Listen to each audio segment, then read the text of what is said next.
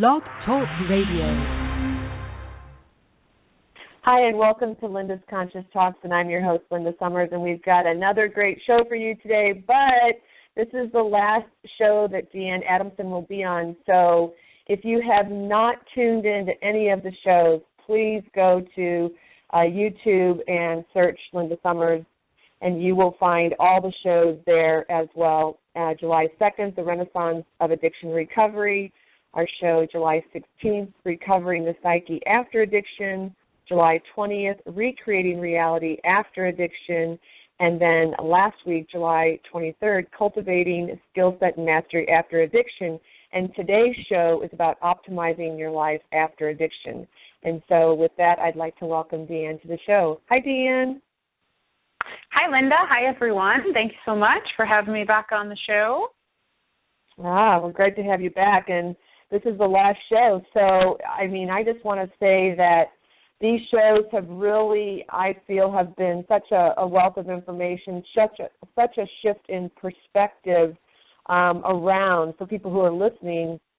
If they're listening to these shows, that it really gives you a different feel and a different outlook on really the whole conversation around addiction and just the label that it receives and things like that. So I just really appreciate you offering to be on the show and really delivering this information in a way that really is educating the people. So I wanted to say that right up front, and thank you for that. So, it'll be another great show today. So. Yeah, thank you so much, Linda. I agree. There's a lot of important information that I think is not being shared in the addiction recovery domain.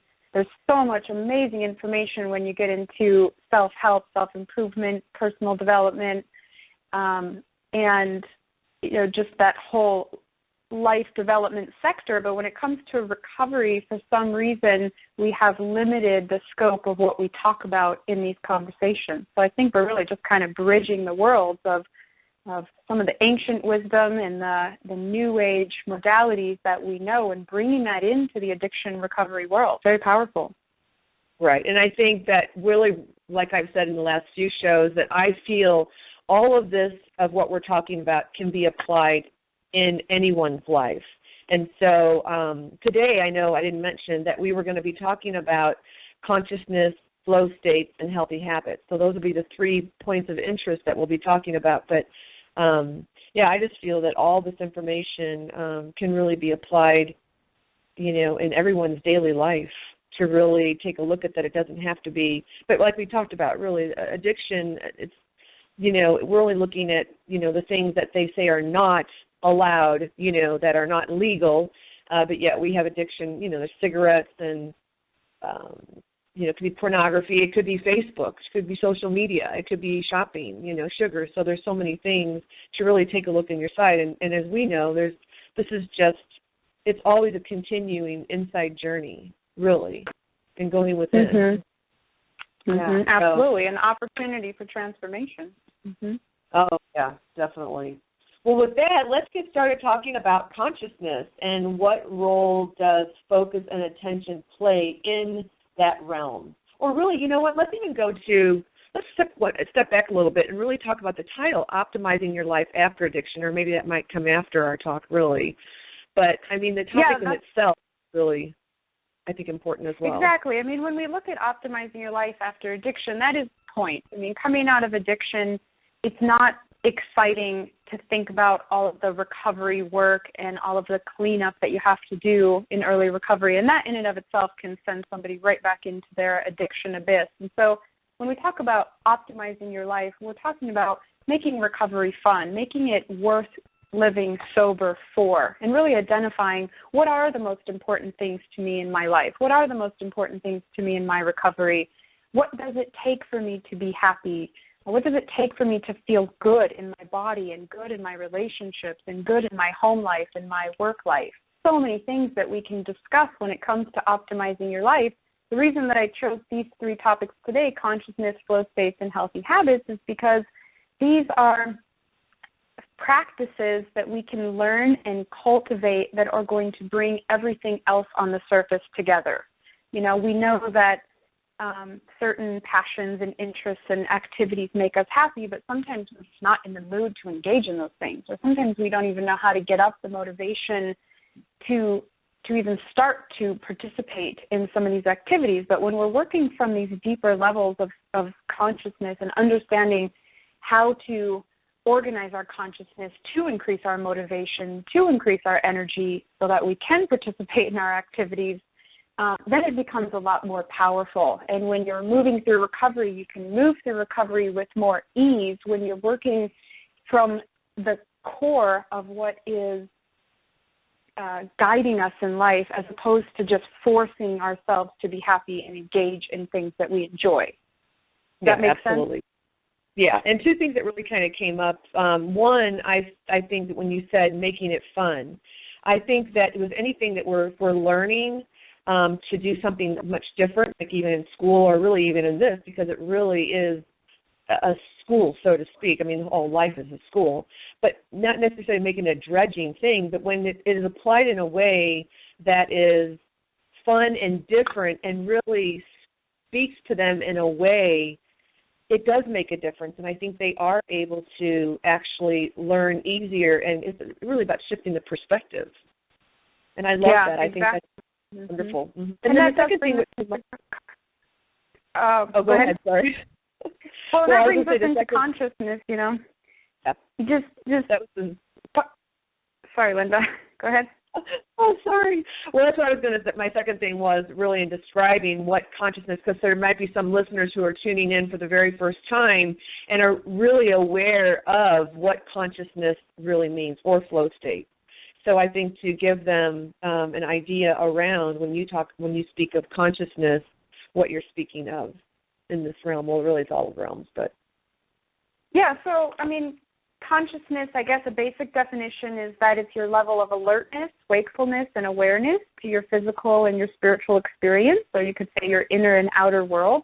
So consciousness is just the degree that we are aware of our sensory experience.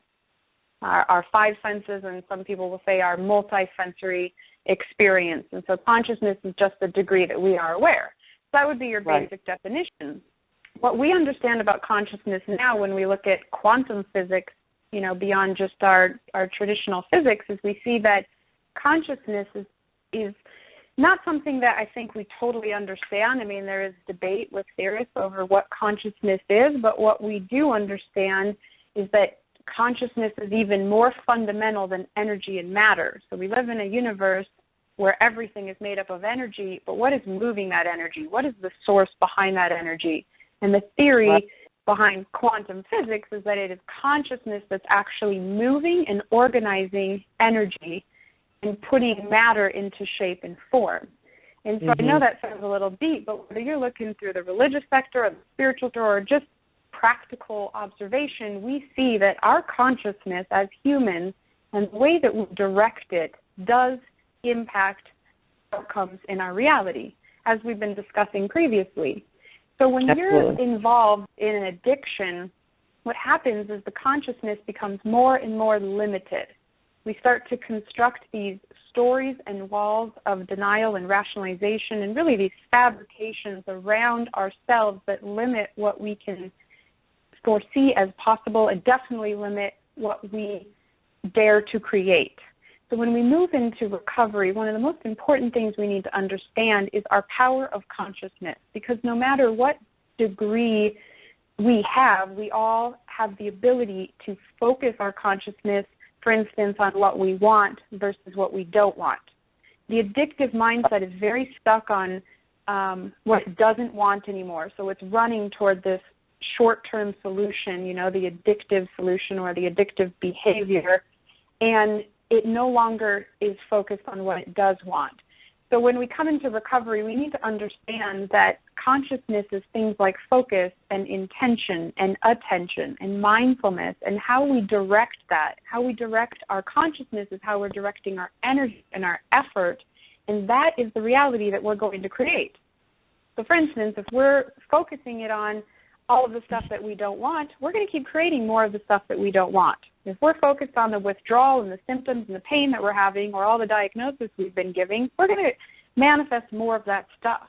But if we can practice cultivating awareness and focus our attention on the things that we want, which I know can sound easier said than done, but this is the first core movement from within ourselves that's going to make the whole journey a lot easier than if we still have this complete disordered consciousness. It's just a chaotic way to live life. Right, and I would feel that you would have to have, first and foremost, I think with anything, this is my belief, is an intention first, and then the attention to that. There's an intention, I think, to everything that we do, and it's how we put our attention, what is our focus, what is our point of the target, basically, the point of focus, is what I hear you saying as well. Exactly. Yeah, we have to know what it is that we're going toward. In coaching, we always teach clients to figure out what the ideal outcome is. What is the best case scenario? What are you working toward? And then you know how to direct your consciousness toward that. Are my thoughts in alignment with what I want to create? Are my behaviors and my responses, my reactions, is this in alignment with what I want to create? And through cultivating a higher state of consciousness, we start to master that, to where our thoughts and our emotions, our behaviors and our habits fall in sync with our ideal outcomes. This makes change so much easier than if we're just forcing ourselves from a physical level. We understand how to lose weight, how to make money, how to stop ourselves from using an addictive substance temporarily. We get that because physically we know how to create change. But to create permanent change, we have to work from within ourselves. And we have these dials of consciousness within our mind that we can control where that focus is going. And so when we work from within ourselves, we can start to evolve and optimize those belief structures, those perceptions, those thoughts, those focal points to our ideal outcome so that it's just going to be, again, smoother cognitively, emotionally, and physically as we venture down this journey of goal achievement. Right. Well, and I think, too, what came up for me as well when you were talking, too, is that for people to really realize that we are co-creators. That's what we're doing all the time. We're always creating.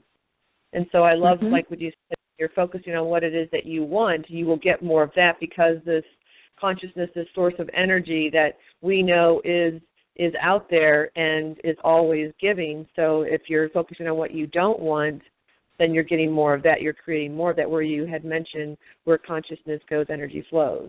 So it's really where your attention, wherever your attention is, the energy is there. And the other saying, what you think about, you bring about. There's these age-old sayings for a reason. What you think about, you bring about, because what you think about determines how you feel and determines how you act and how you respond, and that all determines what results you create in the end. So the thing is that these are not fixed realities that we live in. We each have a subjective reality, and we have control over that reality. Addiction, again, it just minimizes our sense of control to such a degree that we start to feel like reality is happening to us and that we have no control in that arena. But once we understand what is consciousness and that we all have a degree of consciousness, and no matter how small or large that is, what happens when we start to exercise our focus and choose where to place it at? Right. Which does that really kind of, it feels like it almost leads into the flow state of how do states of flow optimize the life? And really, what is flow state? I mean, to me, that would be where everything is flowing. You can see the flow of, or you're in the rhythm of it. Exactly. A lot of people say in the zone. So flow state comes from this author that was a part of the positive psychology movement called Mihai Csikszentmihalyi. And he wrote a book called Flow a few decades ago, 2 or 3 decades ago. And in his book, he talks about states of flow and optimal experiences. And this concept of flow is now a technical term in psychology and in behavioral change because it's such a powerful place to be when it comes to motivation and increasing performance and changing and recovering from something such as addiction. So the definition of flow, I'll do my best at coming up with a definition, but is really a state of consciousness that is so focused and engaged by the task at hand that space and time cease to exist. And this leaves the person in complete presence and bliss in what they're doing. What right. Mihai would say is that flow is the state in which people are so involved in an activity that nothing else seems to matter. The experience itself is so enjoyable that people will do it even at great cost for the sheer sake of doing it. Flow is like any athletes out there, or musicians, or artists, or chefs, or even in your work, your passion. Flow is when you're so enthralled in what you're doing. It doesn't mean it's easy. It means that you're using high performance standards and you're using your best skills to perform whatever task or activity you're doing, that you lose yourself in the activity for a moment. It's like nothing else exists outside of that. You know, like an example could be a chef. You know, you're preparing a 5-course meal for your family. In order to do that in the given time constraints, you have to think about the oven, the stovetop, the chopping of your vegetables, the timing of the guests arriving, setting the table, getting the kitchen clean. There's so many activities that when you're so enthralled in this, you lose yourself in it. No, there is no stress. Nothing else exists outside of that. Other great examples are like dancing or rock climbing or ice skating, or, everybody has experienced states of flow, but when we understand states of flow, we can start to induce them more in our life, and they're very powerful change agents. Well, it also would seem, too, in the flow that, from my own experience, it's really about you're expending a lot of energy into that. I mean, when I'm in the flow, there's a lot of energy going into that, of whatever I'm doing, especially when you're passionate about it. Yeah, so flow doesn't mean that it's something easy. It means that it's an activity where you have a good balance between the right amount of challenge matched with your ability or performance. You have a set goal of what it is that you want to achieve. You have immediate feedback that's kind of helping you measure where you're at on that goal. And you have to have this complete concentration in order to fulfill that task. Again, like you think about something like rock climbing. This is a really popular example when we're talking about states of flow. I mean, this is not easy. You could fall at any time and really hurt yourself. You have to be completely in the flow to rock climb. It's the only way to do it. Nothing else exists. I'm a rock climber, so I can speak from personal experience. You have to be completely absorbed in what you're doing. Every single muscle, every single movement matters. And so when you're doing this, it's creating this flow state. And we can talk about, like, what that does in the mind and what the benefit is. Right. It seems, though, that flow would actually be easy as opposed to not being easy, because if you're enthralled in the rock climbing, then you're present, because I think it also has to do with being present and being in the moment. So you are conscious and you're aware in the moment of what you're doing.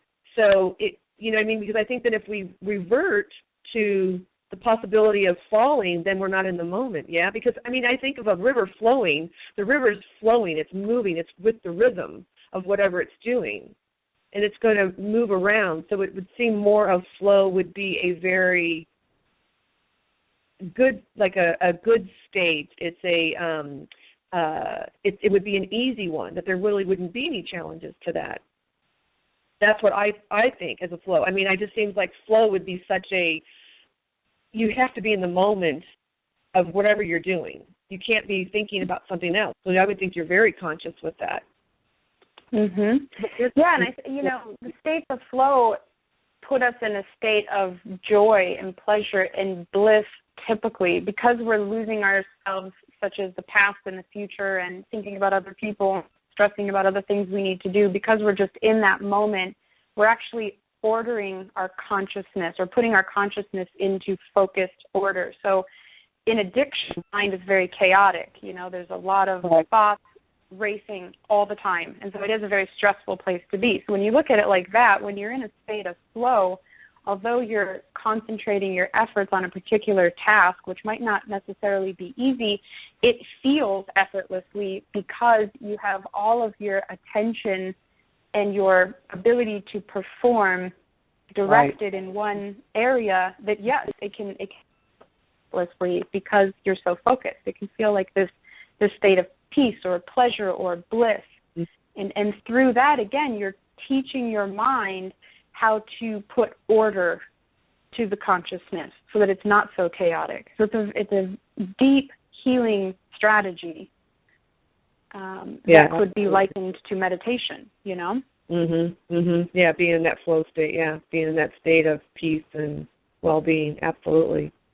Well, then and then that really kind of goes into healthy habits. I mean, really, what makes the healthy habit stick? I mean, other than they say 21 days, you know, you can break or make a habit, create a habit. Well, the important thing to know about, you know, habits is that habits are stored in our subconscious mind, so they are different than conscious choice. And this is why it's so hard to get out of a habit and so hard to get out of an addiction, because habits are stored in the brain at a different location than is our conscious awareness. And so we might choose to change our habit, but it's a lot more challenging than it seems because they're stored at different places in the brain. So when you look at the science of changing habits, it's a lot harder to completely change a habit than it is to evolve the habit from where you are.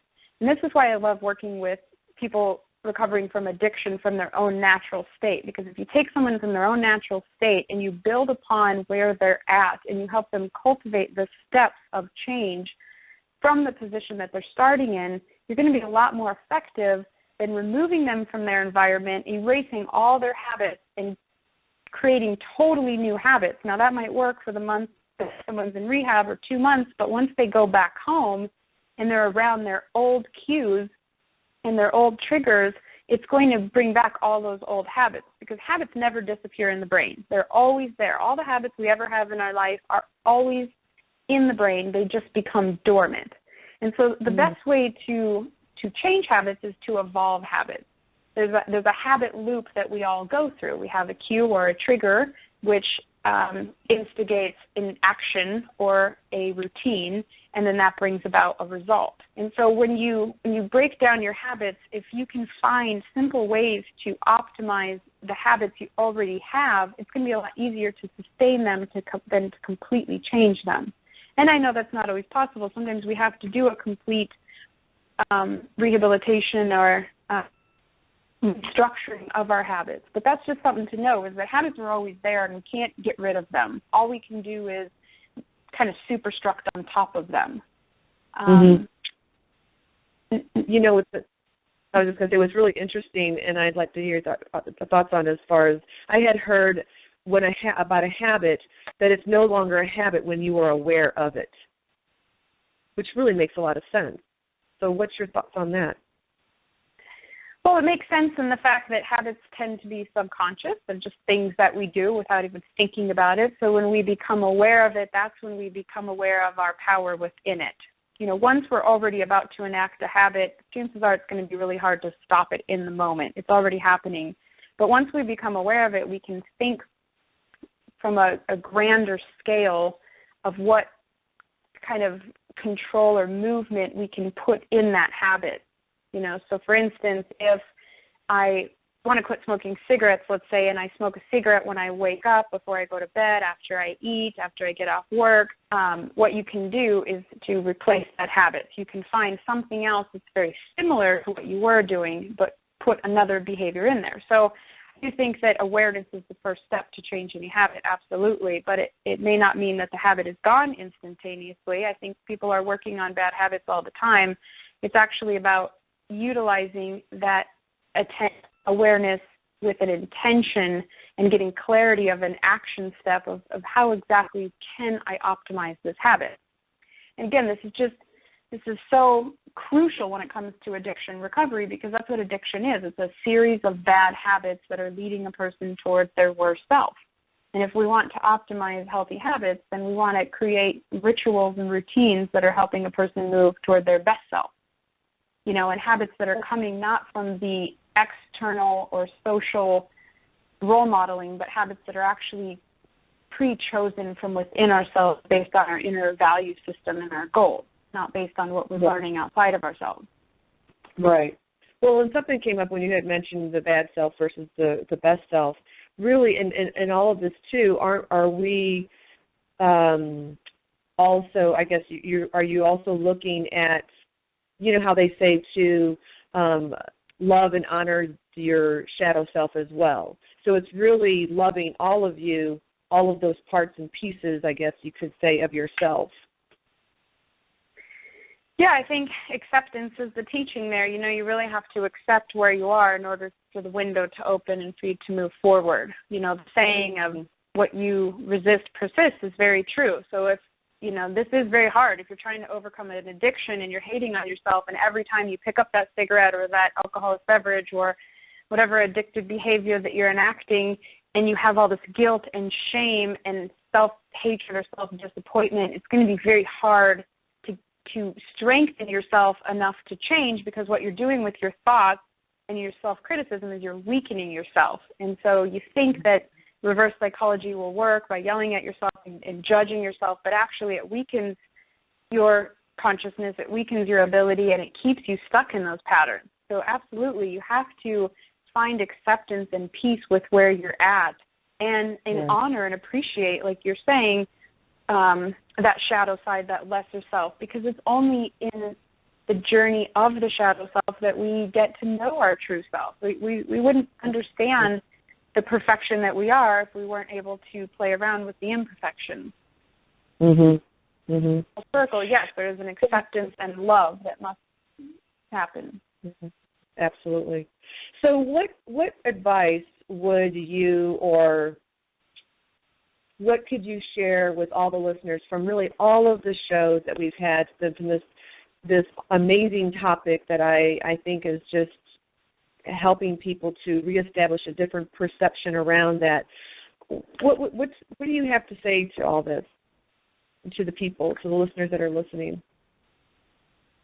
The topic has really largely been around addiction recovery, and addiction seeps into every family household, I think, so everyone can relate, especially even just with bad habits. So what I would say, first of all, is that you're not stuck with the life that you have, or the mind or the personality that you have. Things can change. You can overcome addiction. You can overcome habits. It does not have to be a terrible experience that costs you a fortune and takes, years to overcome. This is an experience that can be extremely fulfilling, very transformative. And again, the biggest thing I can say is that the purpose of the addictions and the journey of the shadow side is all about the transformation. It's all about getting to know your true self. So I would say, the first thing is the awareness and the openness to the idea, starting to play around within your mind. Again, looking at those dials of consciousness and saying, where am I limiting myself? Where am I holding myself back with my own thoughts? And how can I just start to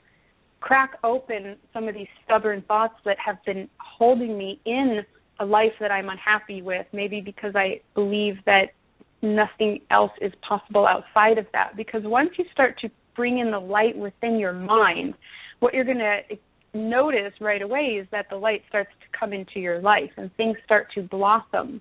You don't have to know all the answers or have all the money to get the right programs or to find the right people. You can be doing the work within yourself right now where you are. There's a ton of literature online. There's a ton of free resources in our communities. You can always reach out to Being True to You and get our information. We have a ton of free information that we share with people.